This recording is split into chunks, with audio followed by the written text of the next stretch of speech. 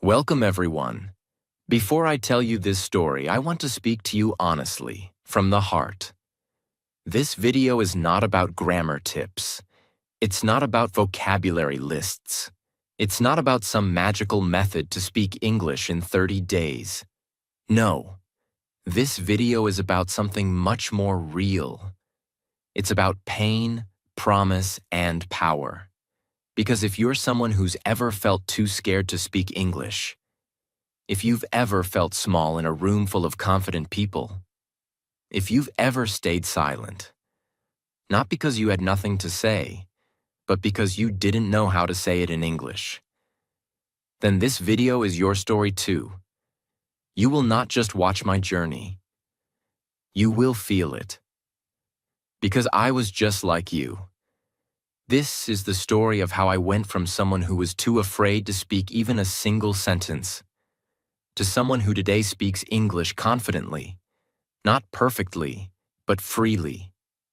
And the best part? I didn't have a teacher.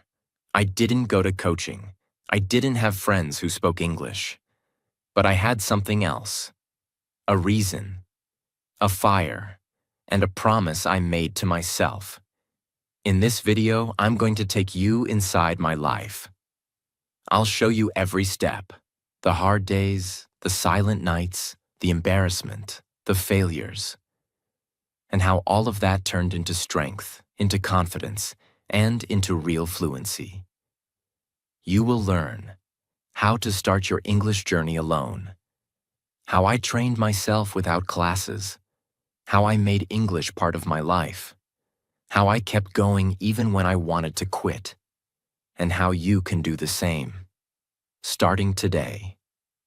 But most importantly, you'll learn that you don't need to be confident to start. You just need to start. If you stay till the end of this video, I promise, you'll never look at English the same way again, because this story could be your story. Let's begin. Part 1. The Promise. My name is Liam. I'm 19 years old. I come from a very small town, the kind of place where people don't dream too big. My father is a mechanic. He fixes cars. My mother works as a housemaid. We don't have much money. No smartphones growing up, no internet, no English books at home. We spoke only our local language. Growing up, English felt like a rich person's language. I used to see people on TV speaking fluently and smiling, and I always thought, that will never be me. In school, I was good at reading English, but when the teacher asked me to speak, I froze. My mouth would go dry. My heart would beat fast. I remember one day in class, I was asked to say just one sentence. My name is Liam, and I want to be a teacher. That's it, but I couldn't do it. I stood there shaking. The whole class laughed. That day, something inside me broke. Not just because people laughed, but because I knew I had something to say, and I couldn't say it. That night, I walked home alone. I didn't talk to anyone. I just kept hearing the sound of people laughing in my head. I looked at my reflection in a shop window and I whispered, one day, I will speak English. I don't care how long it takes. I don't care how hard it is. I'll do it. That was the moment I made the promise. I didn't tell anyone, not my parents, not my friends. This was my war, my mountain, my secret mission. From that day on, I decided, I will train myself. No coaching, no teachers, just me and my voice. And that's how it started, with one promise. A quiet, lonely promise made by a 19-year-old boy who had no idea what he was doing, but who had one thing stronger than fear: the decision to never stay silent again. This was just the beginning. Part 2. The Struggle. Begin. After I made that promise to myself, I felt strong for about one day. The next morning, I woke up early, washed my face, stood in front of the mirror and said, today I start speaking English. But nothing came out. My mind went blank. My throat closed. Even though I was alone, I still felt watched, judged, by myself. I tried to say something simple. Just one sentence. How are you? But it felt like I was pushing a heavy rock out of my mouth. I realized something painful that day. Learning English is not just about words. It's about fear. And that fear lives inside your body. My hands were sweating. I felt stupid. I thought, why is this so hard? I know these words. Why can't I say them? That day, I recorded myself speaking. I used my father's old phone. I tried to say, my name is Liam. I want to learn English. I recorded it. And then I played it back. When I heard my voice, I wanted to delete it immediately. It didn't sound like me. It sounded broken, slow, embarrassed. I had pauses in the wrong places. My pronunciation was wrong. I sounded like someone who didn't belong. And suddenly, I started crying. Not because my English was bad, but because for the first time in my life, I was hearing my fear with my own ears. That night, I couldn't sleep. My brain kept repeating that one line. You're not good enough. You'll never be fluent. The next morning, I thought about quitting. I thought maybe this was stupid. Maybe English was not for people like me.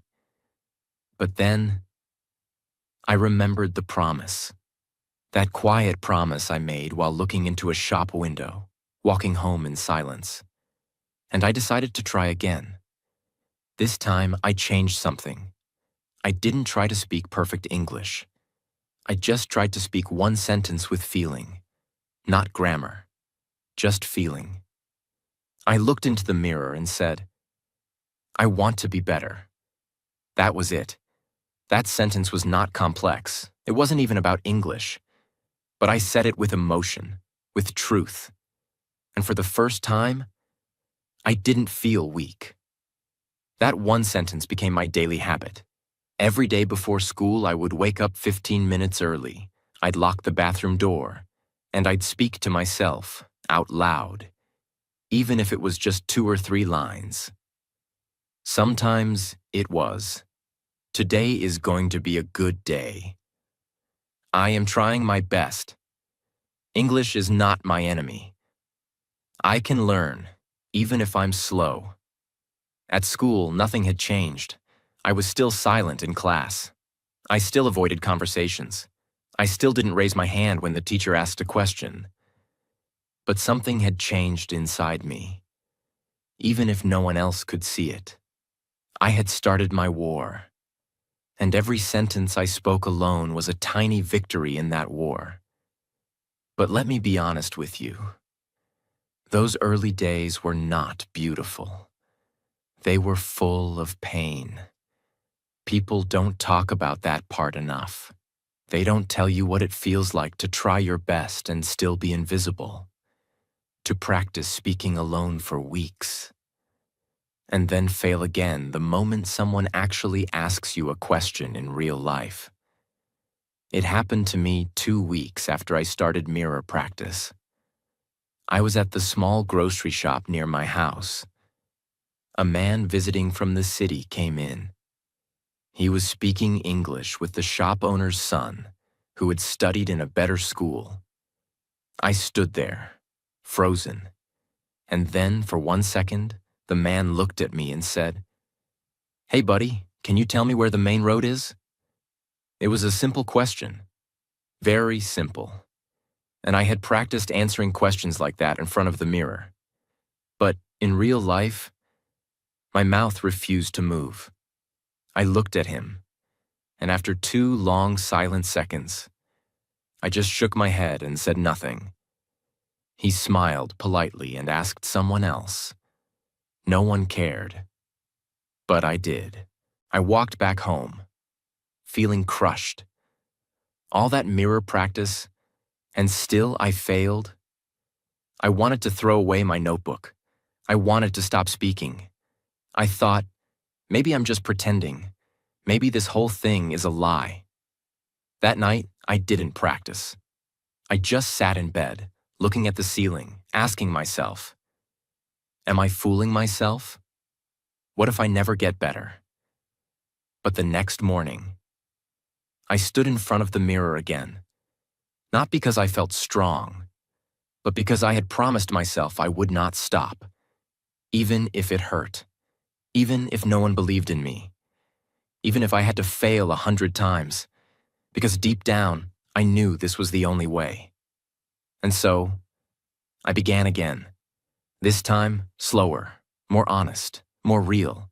That's when I learned something important, something I want you to remember. Fluency is not about speaking fast. Fluency is about being brave every day. Even when your voice shakes, even when you fail, even when no one claps. That truth became the fuel for my next step. And what happened after that changed everything. That morning, when I looked into the mirror again, something was different. No, I didn't suddenly speak better. No, my pronunciation didn't magically improve overnight. And no, I wasn't full of confidence. But I had made a decision in my heart, something unbreakable. I told myself, from now on, I will speak English every single day. Even if it's just 5 minutes. Even if it's broken. Even if no one listens. Because I am not doing this for anyone else. I am doing this for me. That was the beginning of my English ritual. A quiet war I fought inside a small room, but one that changed my life forever. Every evening after dinner, I would go into my room. No noise, no internet, no books. Just me and a small mirror on the wall. And I would begin talking. I didn't follow any big English program. I didn't watch expensive tutorials. I just spoke. Some days I started with a simple line. Hi, Liam, how was your day? And I'd answer myself. My day was okay. I went to school. I was tired, but I'm proud, because I am still trying. Every day I tried to speak for at least 10 minutes. At first it felt awkward, unnatural, slow. I had to think before every word. But I never missed a day, not even one. It became like brushing my teeth. If I didn't speak in English that day, I didn't feel clean. And something strange started to happen after 3 weeks. I noticed that my brain was slowly changing. One night, while lying in bed, I realized something shocking. I had been thinking in English without trying. I was planning what to say the next day. And my thoughts were in English. That was the moment I cried again. But this time, it wasn't out of sadness. It was because for the first time I felt like I was winning. No one else could see it. No one else would clap for it. But inside me, there was a quiet celebration. I was no longer a boy trying to speak English. I was becoming a boy who lives in English. I built my own practice system with nothing but my voice. Since I couldn't afford classes, I had to create my own structure. So I created 3 speaking zones every day. Zone 1. Morning self-talk, 2 minutes. While brushing my teeth or washing my face, I would say things like, today is a new day. I will speak English. I'm not afraid. My name is Liam. I'm strong. I'm learning. These were not complex sentences, but they gave me power. Zone 2. Evening mirror practice, 10 to 15 minutes. This was my main training time. Each day I picked a small topic. Nothing too hard. For example, talk about my school day, what I ate for lunch, describe my mother, my favorite memory. If I had a dream job, what would it be? I'd stand in front of the mirror and just talk. At first I used broken English. Half my words were wrong, but I kept going. Because I knew. Fluent people are not perfect. They're just consistent. Zone 3. Whisper practice before sleeping, 2 to 3 minutes. Before closing my eyes, I would lie in bed and whisper 3 to 5 sentences. About anything. I remember one night, I whispered, "I love this language. I don't know why, but I feel alive when I speak it." That sentence stayed with me forever. After a few weeks of daily practice, something else happened. When I looked at objects, like a chair, a pen, a tree, my brain started saying their names in English automatically. Not because I forced it, but because repetition had planted those words deep in my brain. I was slowly building my mental English map. I no longer had to translate everything from my language into English. I started understanding ideas directly in English. This is called thinking in English. And it's not a miracle. It's a result of daily effort, emotional connection, and no skipping. One evening, something strange and powerful happened. I was sitting with my little cousin. He was playing with a toy and asked, "What is this?" I casually said, "That's a train. It goes fast. Choo-choo." And then I paused. I had just spoken 3 full English sentences. Without thinking. Without fear. Without shame. And that moment broke something inside me. Not my confidence. My limits. I realized, I'm not learning English anymore. I'm now becoming a person who lives in English. People think fluency means speaking fast. No, fluency means feeling free. I was still making mistakes. I still had an accent. I still didn't know many big words. But I didn't care, because English was no longer a subject. It was my language of growth, my private world, my way of changing my life, word by word, sentence by sentence. And the best part? I did all of this, alone, at home, without a teacher, without fear, without quitting, because I believed one thing deeply. If I speak every day, my brain will follow, my confidence will grow, and my future will change. And that belief was about to be tested in the most unexpected way. Part 3. The Small Wins. After weeks of speaking alone in my room, I had grown stronger, but only inside. I could now speak 10 to 15 sentences without stopping. I could describe my day, my feelings, even my dreams. I was still making mistakes, but I was no longer afraid of them. But deep down, I knew something was missing. I was still hiding. All my English was private, like a secret. It was time to face the real world. I wanted to practice with people. But I was afraid. There was a small community center 3 kilometers from my home. They had free weekend sessions for English practice. Not formal classes, just open groups where learners gathered to talk. I had heard about it many times, but I never had the courage to go. What if they laughed at me? What if I forgot all my words? What if I stood there, frozen, again? These questions haunted me. But one Sunday morning, I put on a clean shirt, combed my hair, and walked there alone. My legs felt heavy. Every step felt like I was walking into fire. But I didn't stop. I reached the room. There were about 7 to 8 people sitting in a circle. Some were reading from paper. Some were practicing greetings. One girl was nervously introducing herself. The coordinator smiled at me and said, "New face? You want to join?" I nodded. My mouth was too dry to speak. I sat quietly in the corner and listened. Everyone was nervous. Everyone was making mistakes. But no one was laughing. That gave me hope. After 20 minutes, the coordinator looked at me and said, "Would you like to introduce yourself?" That moment.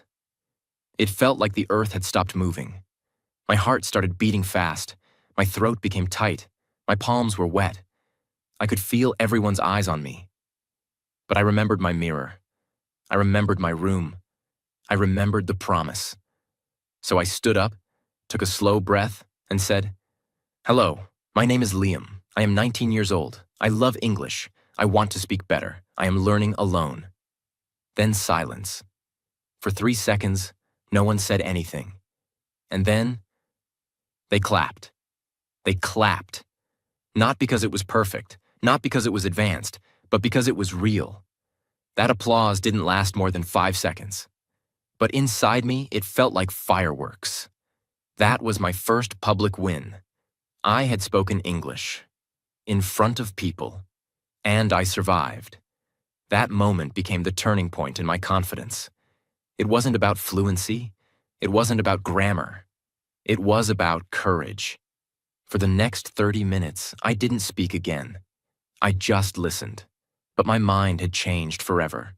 Now I knew. I can do this. Even with fear, even with broken sentences, I can speak. I started going. Every Sunday, and every week I grew. In the beginning, I still said very little. Sometimes just 2 or 3 lines. But every week, I challenged myself to say one more sentence than last time. One week I described my favorite food. Another week, I talked about my parents. Once I shared how I was practicing alone with a mirror. And a few people smiled and said, "That's brave. I should try that too." That was the first time I felt like a helper, not just a learner. It changed my identity. One day I went to a grocery shop again. The same one where I had failed to answer a simple question months earlier. This time, I saw a foreign tourist asking for water. No one understood him. I walked up slowly and said, "You want a bottle of water?" He said, "Yes, please." "Thank you." I showed the bottle, took the money, and gave the change. He smiled and said, "Your English is good." I didn't say much, just smiled back. But inside me, I was flying. Every sentence I spoke outside my room felt like climbing a mountain. And these victories weren't loud. No one shared them online. No one recorded them. No one posted them with hashtags. But they were real. Every sentence was a step away from fear. Every word was a brick in the house I was building. The house called confidence. One night, I sat alone and wrote this in my diary. Today I spoke to a stranger. He understood me.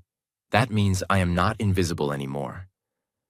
I closed the book and cried, not from sadness, from belief. Because for the first time, I felt that maybe, just maybe, I was becoming the person I always dreamed of. And that, my friend, is the most powerful shift in language learning. It's not when you become fluent. It's when you stop being ashamed of not being fluent yet. Because the moment you stop hiding, the moment you stop apologizing, the moment you say, "Yes, I make mistakes, but I'm speaking anyway," that's the moment you start to win. That's the moment the world starts to hear you. And I was ready for more. It had been almost 3 months since I made the promise to myself. 3 months of mirror practice. 3 months of whispering words in the dark. 3 months of slow confidence, small victories, and inner change. By now, I had started to feel like I belonged. I could hold a short conversation. I was joining the Sunday group confidently. I even started helping others who were more shy than me. But then something happened that shook everything. It was a small marketing company. They were looking for students who could assist with basic research and office work. The requirement was simple: basic English communication skills. When I saw the poster, I felt excited. This was my chance. Not just to practice real English, but to work in a real office, to earn something, to show my parents that I was growing.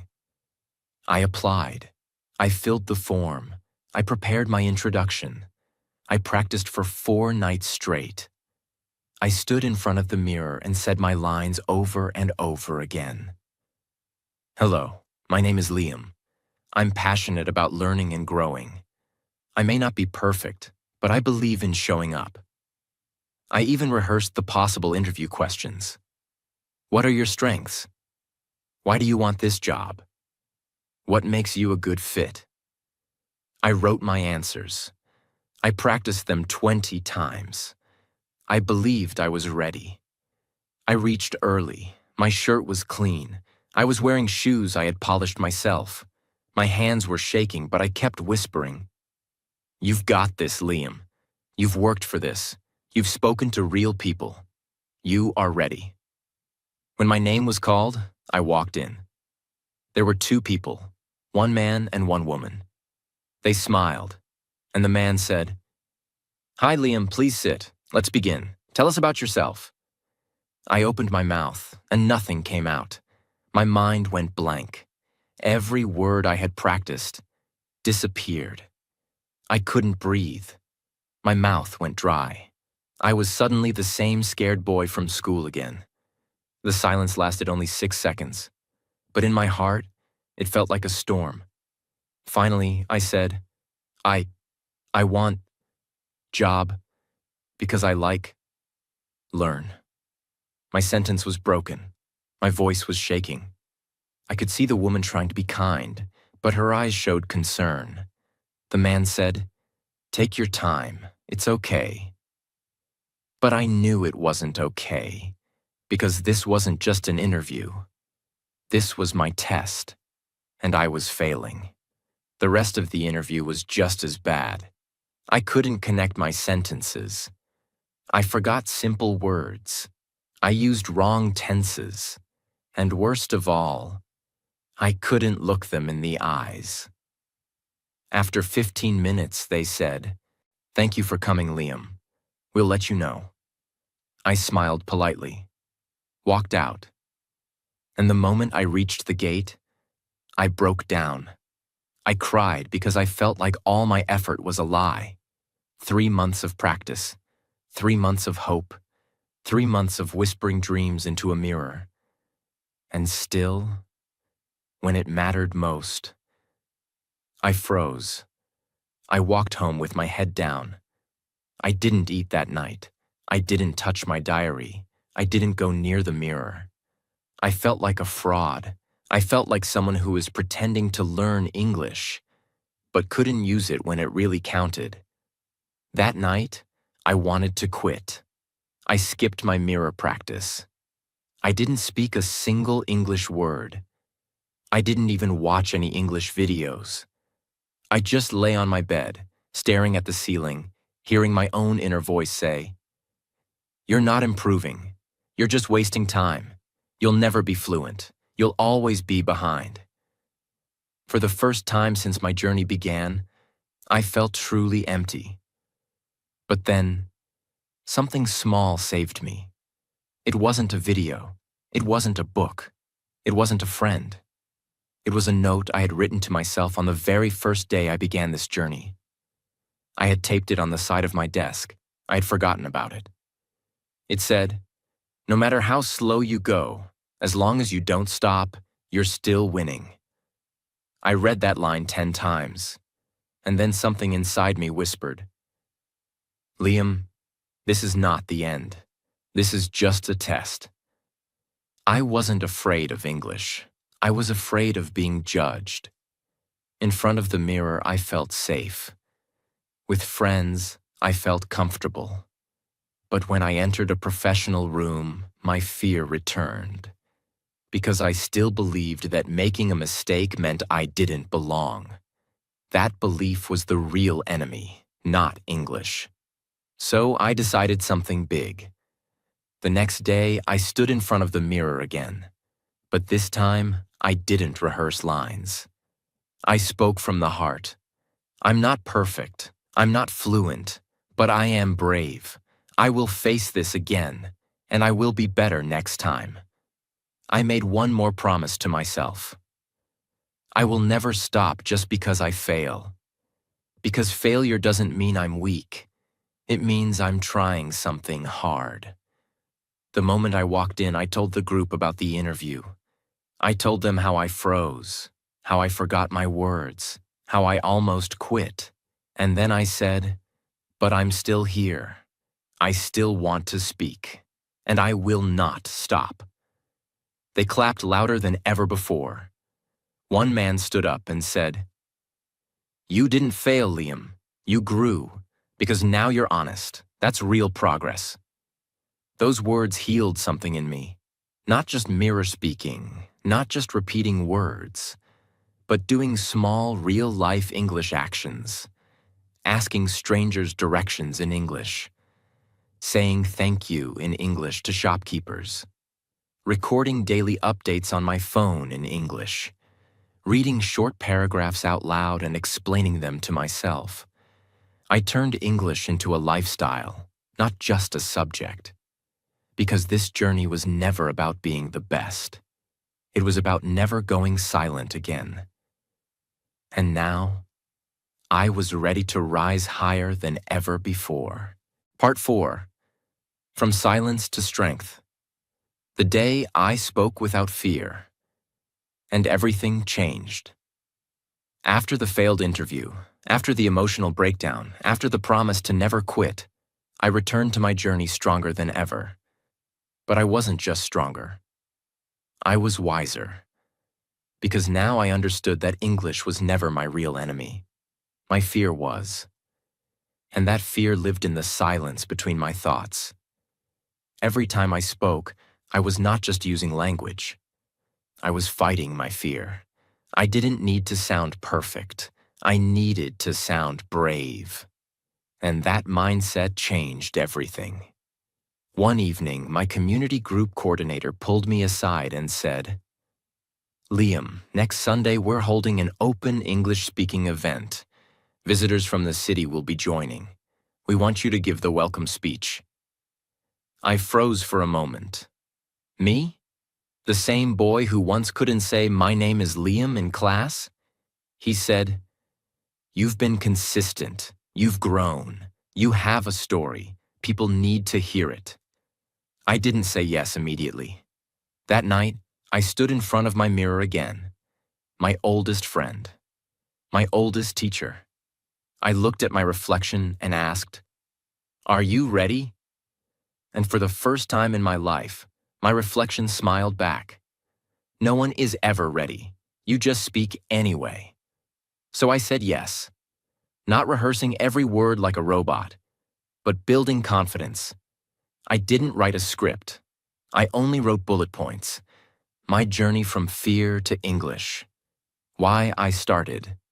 What kept me going. What I want others to feel. Every night, I practiced small parts in the mirror. Every morning, I did a 5-minute voice warm-up. Every afternoon, I told myself one sentence. You are not here to impress. You are here to express. That sentence became my anchor. There were about 40 people in the hall. Half were learners. Half were professionals and guests. Some had suits. Some had notepads. Everyone looked confident. And I was holding the mic. My heart was beating faster than ever. My hands were shaking slightly. But I remembered, I was not here as a perfect speaker. I was here as a living example of what's possible. I walked to the stage, I looked around the room, and I began. Good evening, everyone. My name is Liam. A few months ago, I couldn't say even this line without fear. But today, I stand here because I didn't give up. Silence. Everyone was listening. I come from a place where English is not common. I didn't have a teacher. I didn't have coaching. All I had was a mirror and a promise. I told them everything. My mirror practice, my failures, the frozen interview, the nights I cried, the sentence that changed my mindset. I wasn't reading from paper. I was speaking from my story. And when I said, Fluency is not about sounding like someone else. It's about sounding like yourself, without fear. Some people in the audience nodded. Some smiled. Some closed their eyes and breathed deeply. In that moment, I wasn't just Liam.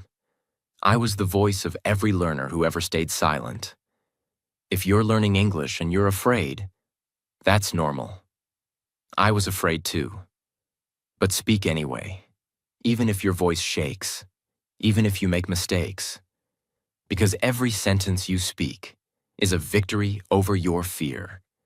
And one day, you'll speak like you've always belonged, not because you're perfect, but because you never quit. When I stopped speaking, the room was completely silent. And then, applause. Not polite applause. Real, deep, emotional applause. I didn't cry on stage, but when I walked out of that room, I sat under a tree outside, and I let the tears fall, because I had done it. The boy who once hid in silence had now spoken to a room full of people with truth, power, and freedom. I am no longer learning English. I am now living in English. That sentence was not about fluency. It was about identity. I no longer saw myself as someone behind others. I saw myself as someone walking his own road, with courage. And now, if you're still listening to my story, I want to talk to you. I don't know your name. I don't know where you live. I don't know how many times you've failed or cried or stayed silent. But I do know this. If I can speak English, so can you. Not because I'm smarter, not because I had better tools, but because I decided to keep speaking, even when no one was listening. And that's what you must do. Final lessons. I want you to remember. 1. Your fear is real, but it's not permanent. Every sentence you speak makes it smaller. 2. You don't need fancy words. You need honest practice. 3. English is not just a language. It's a tool for freedom. The freedom to express, to grow, to be heard. 4. You will fail. You will freeze. You will forget. But none of that means you're not learning. It means you're human. 5. Speak every day, even for 5 minutes. Even to yourself. Even if no one understands you yet.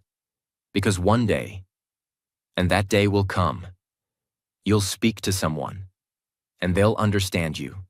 Not just your words, but your journey. And in that moment, you'll know it was all worth it. And before you go, if you felt something in this story, if you saw a part of yourself in my journey, then this is not the end. This is your beginning. Don't let this just be a story you watched. Let this be a spark to start your own.